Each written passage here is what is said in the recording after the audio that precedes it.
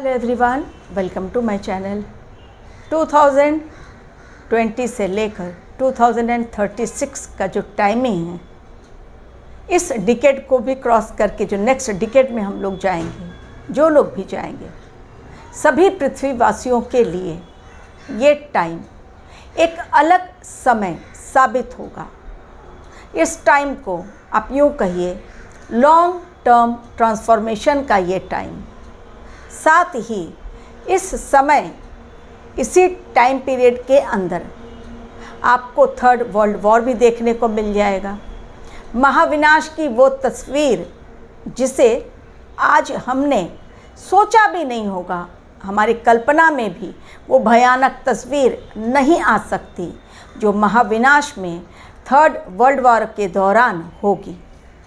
Exact time बताना बहुत मुश्किल, फिर भी नेक्स्ट वीडियो में मैं आपको टाइम लिमिट बताऊंगी कि कब हम लोग एक्सपेक्ट कर सकते हैं थर्ड वर्ल्ड वॉर की। आज के वीडियो में मनुष्यता की सोच से परे, इमेजिनेशन ऑफ मैनकाइंड, जो टाइम हमारा आने वाला है, इंसान अपनी बुद्धि एक लिमिट तक ही वो सोच सकता है, समझ सकता है, जान सकता है, या अपनी बुद्धि रूपी घोड़े को दौड़ा सकता है। लेकिन डिवाइन जब अपना कार्य करती है तो डिवाइन के काम करने का ढंग हम लोगों से कहीं अलग होता है। ये जो टाइम लिमिट स्टार्ट हुआ 2020 से, आपने देखा आज पृथ्वी पर भले ही हमारे देश में कोरोना नहीं है, बाकी के भी अन्य देशों में कोरोना नहीं है, लेकिन अफरा तफरी का माहौल जो 2020 से स्टार्ट हुआ, ये क्या ख़त्म हो जाएगा? नहीं। ये अफरा तफरी का माहौल, अव्यवस्था का माहौल, डिसऑर्डर का माहौल, मिसमैनेजमेंट का माहौल, जहाँ पर कोई कानून की परवाह नहीं करेगा। आप दैनिक जीवन में, डेली लाइफ में आप ऐसे ऐसे न्यूज़ देखते हैं, जब आप देख रहे हैं कि अपराधियों को ज़रा भी कानून की चिंता नहीं है।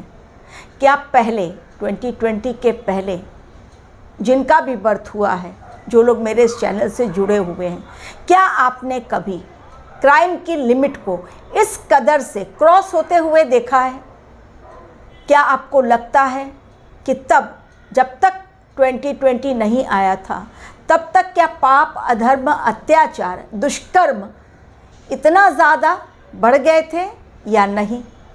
ऋषि वेद व्यास जी ने कलयुग की बहुत सारी बातें, या यूँ कहिए पूरी तस्वीर बहुत पहले देख ली थी। यानी आज जो घटित हो रहा है, भले हमारे और आपके लिए नई बात है, लेकिन ऋषि मुनियों ने अपनी दिव्य आँखों से, अपनी दिव्य दृष्टि से उन चीज़ों को पहले ही देख लिया जो आज कलयुग में घटित हो रही हैं। तभी तो पुराणों का निर्माण हुआ, तभी उनके भविष्यवाणियाँ बताई गई, जिस प्रकार की अच्युतानंद के द्वारा भविष्य मालिका में भविष्यवाणी बताई गई। बाबा वेंगा ने भविष्यवाणी की, नॉस्ट्रेडेमस ने भविष्यवाणी की, और भी कई भविष्यवक्ता और हमारे ऋषि मुनि, जिन्होंने अपने सिक्स्थ सेंस के द्वारा, अपने डिवाइन पावर के द्वारा उन बातों को होता हुआ देख लिया जो बातें आज घटित हो रही हैं। तो आने वाला समय इंसान की सोच के परे वो समय होगा, और वो घटनाएं आएंगी लोगों की आंखों के सामने कि लोग असमंजस में पड़ जाएंगे और सिर्फ यही कहेंगे, क्या ऐसा भी होना मुमकिन है? क्या ऐसा भी हो सकता है? और लोग अपनी बुद्धि के अकॉर्डिंग, साइंटिस्ट लगे रहेंगे रिसर्च वर्क में, लेकिन प्रकृति के द्वारा नरसंहार का और अव्यवस्था का, पाप का, अधर्म का वो खेल, खूनी खेल धरती पर खेला जाएगा, जो होना ऑलरेडी निश्चित है। तभी तो भविष्यवाणियाँ बहुत पहले कर दी गई, यानी उन्होंने भी वो बातें जो आज युग में होंगी वो देख ली। अब एक मैंने बताया पॉइंट कि कानून का नामो निशान धीरे धीरे खत्म होता जाएगा। आज लोग बात बात पर सुप्रीम कोर्ट पहुंच जा रहे हैं। कुछ भी हो, लोग सीबीआई का डिमांड, पहले सीबीआई एक ऐसी एजेंसी जो बहुत कम केसेस लेती थी और उसे सुलझाने का वो दावा ठोकती थी और करती भी थी, लेकिन आज सीबीआई के पास इतने केसेस हैं, हर कोई कुछ हुआ नहीं कि सीबीआई जांच की डिमांड ठोक देता है। सुप्रीम कोर्ट के पास ऐसे केसेस कि वो सुनवाई करने से अब मना कर रही है सुप्रीम कोर्ट। यानी कानून में अव्यवस्था, लोग न मानने वाले, पुलिस में भी मनमानी चल रही है, पुलिसिया राज में भी पुलिस भी अपनी मनमानी कर लेती है, अपराधी भी अपनी मनमर्जी कर लेते हैं। तो आने वाले समय में यानी 2036 के अंदर पाप और अधर्म तो अपनी चरम सीमा पर रहेंगे। थर्ड वर्ल्ड वॉर, उसके द्वारा महाविनाश, परमाणु बम गिराए जाएंगे, जासूसी, एक देश की दूसरे देश से कितने सारे इंफॉर्मेशन कलेक्ट किए जा सकें, उसके द्वारा मैंने बताया आपको एक जासूसी बैलून के बारे में, नए नए टेक्निक्स। लेकिन क्या नरसंहार या हत्याकांड या आने वाले समय में जो प्राकृतिक आपदाओं का बोलबाला होगा, तो सिर्फ और सिर्फ क्या इस समय में महाविनाश की कहानी ही लिखी जाएगी या कुछ अच्छी बातें भी हैं? अब अच्छी बातें भी जान लीजिए। आपने परमाणु बम के बारे में जान लिया कि उसका अटैक होगा, 5 एलिमेंट्स का अटैक होगा, वो भी मैंने बतलाया बहुत सारे वीडियोस में। जनहन की हानि होगी, जन और धन की हानि, जान माल का नुकसान होगा, भूकंप, प्राकृतिक आपदाएं लगातार आती रहेंगी। लेकिन अब अच्छी बातें भी जानिए। भारत, हमारा देश विश्व गुरु बनेगा। भारत के सामने हर देश नतमस्तक होगा। चाइना, अमेरिका, रशिया का नामो निशान खत्म हो जाएगा, युद्ध के द्वारा हो या उनके अहंकार के द्वारा, लेकिन खत्म होगा। और जब थर्ड वर्ल्ड वॉर होगा तो उस समय पावर जो रहेगी वो योगी आदित्यनाथ के हाथ में रहेगी, ऐसा कहा गया है। Yogi Adityanath third world war में नेतृत्व करेंगे अपने देश के लिए, यानी बागडोर, सत्ता की बागडोर उनके हाथ में होगी। अब तो ये आने वाला समय बताएगा कि मोदी या योगी या कोई और। इसके अलावा लोगों में ऐसे परिवर्तन आएंगे, उनकी सोच में लोग ज़्यादा से ज़्यादा अपने आप को बदलने की कोशिश करेंगे और ना किया तो भी उन्हें बदलना होगा। तो ट्रांसफॉर्मेशन, लॉन्ग टर्म ट्रांसफॉर्मेशन ये देखने को मिलेगा इस पीरियड के दौरान। ये हो गई एक अच्छी बात, यानी न चाहते हुए भी उन्हें अपनी सोच बदलनी ही होगी, उन्हें अपना नज़रिया बदलना ही होगा और अपना देश विश्वगुरु कहलाएगा, बनेगा विश्वगुरु। अपने देश में और वर्ल्ड लेवल पे टेक्नोलॉजी का नए नए ऐसे साधन उपलब्ध कराए जाएंगे जो आज तक किसी ने नहीं देखे होंगे। यानी टेक्नोलॉजी का बहुत ज़बरदस्त एक उछाल देखने को मिलेगा। दुनिया हमारी तरक्की करेगी। एक तरफ जहाँ डिस्ट्रक्शन का माहौल क्रिएट होता जाएगा, वहीं कंस्ट्रक्शन भी साइड बाय साइड चलता रहेगा। यानी जहाँ एक तरफ संहार लोग देखेंगे, वहीं निर्माण कार्य भी बहुत तेज़ी से चलेगा इसी पीरियड के दौरान। तो ये अच्छी बातें हैं। प्लस ट्रांसफॉर्मेशन का टाइम मैंने बताया, लोग स्पिरिचुअलिटी की राह पर आगे बढ़ने के लिए बेताब होंगे, जुड़ने की कोशिश करेंगे ईश्वर के साथ। लेकिन ये सब आसान नहीं होगा, क्योंकि इतने डिस्टर्बेंस में अपने माइंड को कंट्रोल करना या अपनी सोच में परिवर्तन लाना, अपने आप में परिवर्तन लाना, और जब युग परिवर्तन का कार्य चल रहा है तो युग परिवर्तन का कार्य तो कोई छोटा मोटा है नहीं। तो जब युग परिवर्तन का कार्य चलेगा तो सारी व्यवस्था में भी परिवर्तन होगा, कानून, नए नए कानून भी बनाए जाएंगे।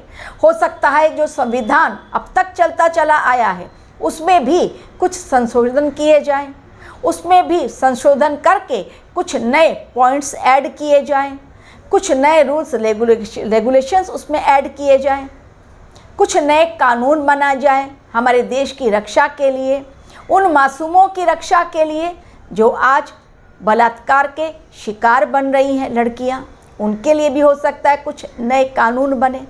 तो ट्रांसफॉर्मेशन का ये जो समय रहेगा 2020 से लेकर 2036 तक ऑलरेडी स्टार्ट हो चुका है।